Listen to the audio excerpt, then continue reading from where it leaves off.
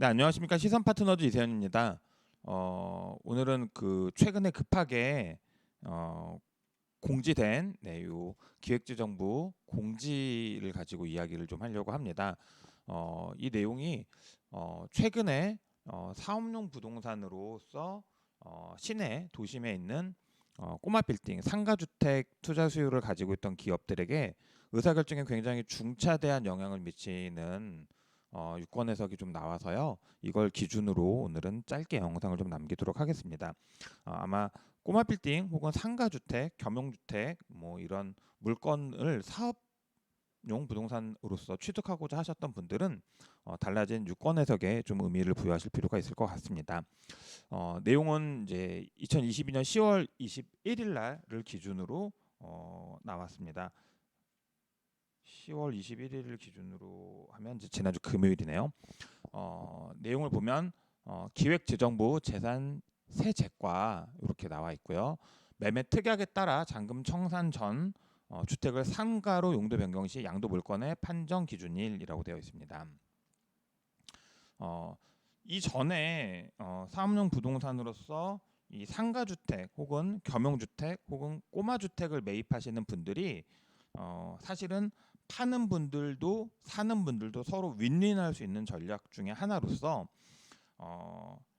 파시는 분들은 대부분이 이제 내가 이걸 주택으로 인정받아서 주택 1주택 양도소득세를 양도소득으로 처리해서 양도소득세를 좀 내지 않기 위한 방법으로서 나는 주택으로 팔고, 사시는 분들은 주택을 법인이 사게 되면 혹은 다주택자가 되게 되면 취득세도 중과를 해야 되고 주택이니까요. 금융기관에서 대출이 안 나오는 이런 페널티가 있어서 결국은 매매 계약서의 특약으로 우리가 지금은 주택이지만 이 물건의 용도를 상가로, 근생으로 혹은 공장으로 변경해서 변경이 끝나면 양도를 합니다. 이런 특약을 넣고 이제 매매 계약을 체결하는 경우가 있었습니다. 그렇게 되면 파시는 분은 매매 계약일을 기준으로 해서 양도 신고를 합니다. 그래서 주택으로 처리를 하고요. 사시는 분은 근생 혹은 상가로 처분해서 주택이 아니고 사업용 부동산이니까 이제 중과세가 유예되는 방식으로, 그리고 금융기관에서 사업용 부동산에 대한 저리 혹은 한도가 큰 80%까지 나오는 이런 시설 자금을 받아서 자산을 취득할 수 있는 일석이조의 묘책으로서 이제 매매 계약에 특약을 첨부해서 매매 계약을 체결하는 경우들이 좀 많았는데요. 이것에 대해서 이제 제지가 걸리는 유권 해석이 나왔습니다. 기재부에. 요지는 보면 주택에 대한 매매 계약을 체결하고 그 매매 특약에 따라 잔금 청산 전에 주택을 상가로 용도 변경한 경우, 제가 지금 말씀드린 그런 사례죠. 2022년 10월 21일 이후 매매 계약 체결분부터 양도일 현재 현황에 따라 양도 물건을 판정함이라고 되어 있습니다. 답변 내용을 한번 볼까요?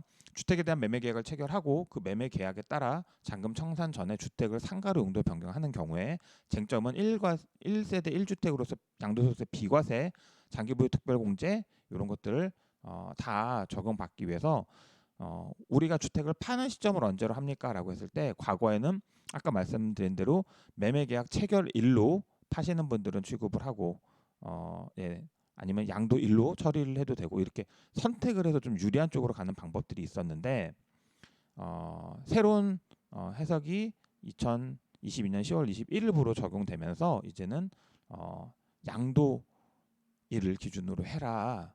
네, 양도일 잔금 청산일이 타당하다. 이제 회신일 이후 10월 21일 이후 매매계약 체결하는 경우부터는 쟁점화 시킬 필요 없이 양도일을 기준으로 해라. 이렇게 이제 못이 바뀌었습니다. 이게 그냥 뭐 용도 변경 안 하고 그냥 팔라는 얘기 아니야 이렇게 생각하실 수 있는데요. 예를 들면 이제 파시는 분 입장에서는 주택으로만 처분을 하게 되고요. 사시는 분 입장에서는 사는 사람이 내가 예를 들면 주택을 이미 가지고 있는 분이 개발 목적으로 주택을 하나 더 사서 개발할 때는 이 전까지만 해도 그냥 내가 매매 특약을 잘 협의를 해서 파는 분은 주택으로 팔지만 나는 멸실한 토지 혹은 근린생활시설로 용도 변경이 된 주택 이외 부동산으로 매수할 수 있는 기회를 만들 수가 있었는데요. 그렇게 해서 취득세 중과세도 면하고 여전히 1주택자를 유지하면서 취득하는 물건에 대해서 원한다라고 하면 약 80%에 가까운 시설 자금을 저리해 줘다라는 방법이 있었는데, 일단 매수자가 개인 사업자 혹은 개인이라고 했을 때 이제 그렇게 할 수 없고 주택으로 취득을 해야 되는 환경이 됐기 때문에 첫 번째는 취득세 중과가 됩니다. 일시적 1가구 2주택도 적용되지 않기 때문에 일단은 취득세가 중과가 되고요. 두 번째는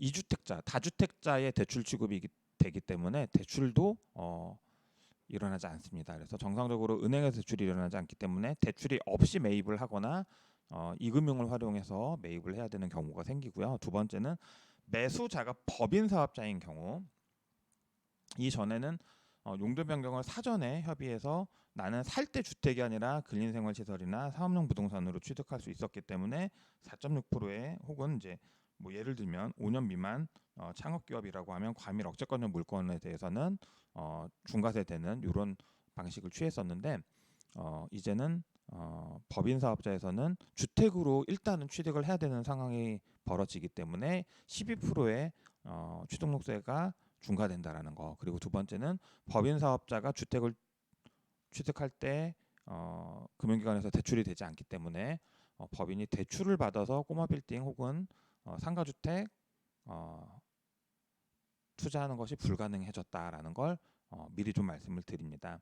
그래서 요 근래에 저희 지금 막 그 혼선들이 현장에서 계속 생기고 있는데요.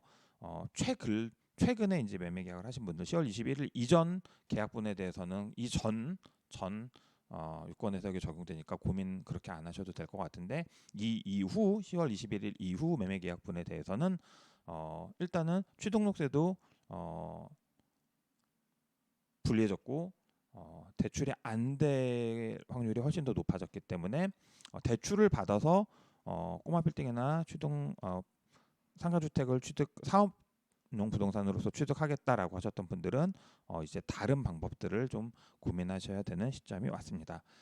다시 한번 강조합니다. 10월 21일 기재부에서 새로운 유권 해석을 내려서 우리가 꼬마 빌딩 혹은 상가주택, 겸용주택을 취득하실 때 이전에는 매매계약서에 특약을 첨부해서 매도자, 매수자가 서로 유리한 포지션으로서 매매를 취급할 수가 있었는데, 10월 21일 날 새로운 유권 해석에 나와서 이제 주택을 용도 변경하는 경우에 양도일을 잔금 청산일로서 판정해라. 우리가 각종 양도소득세, 1세대 1주택 비과세 혹은 자기부여 특별공제, 다주택자 중과세 등등의 여부를 따질 때 이전처럼 계약일, 양도일 중에 선택할 게 아니라 그냥 양도일, 잔금 청산일을 기준으로 따져라라고 유권해석에 나와버렸기 때문에 이제는 사시는 분도 파시는 분도 이 내용을 숙지하시고, 특히 사시는 분들이 다른 이전 이슈들처럼 사업자 대출을 받아서 취득세 중과를 면하고 부동산 취득하는 방식은 이제는 일찍으로 좀 어려워졌다라는 거 충분히 고민해 보시고 투자 전략에 반영하셨으면 좋겠습니다. 그래서 일단 오늘 급하게 현장에서 많은 분들에게 혼선이 올 수 있는 내용이어서 급하게 좀 정리해서 영상으로 찍었습니다. 오늘 영상은 여기서 마치도록 하고요. 파해법에 대해서도 한번 저희가 심각하게 고민해보고 혹시 또 좋은 솔루션이 나오면 다시 한번 영상으로 인사드리겠습니다. 감사합니다.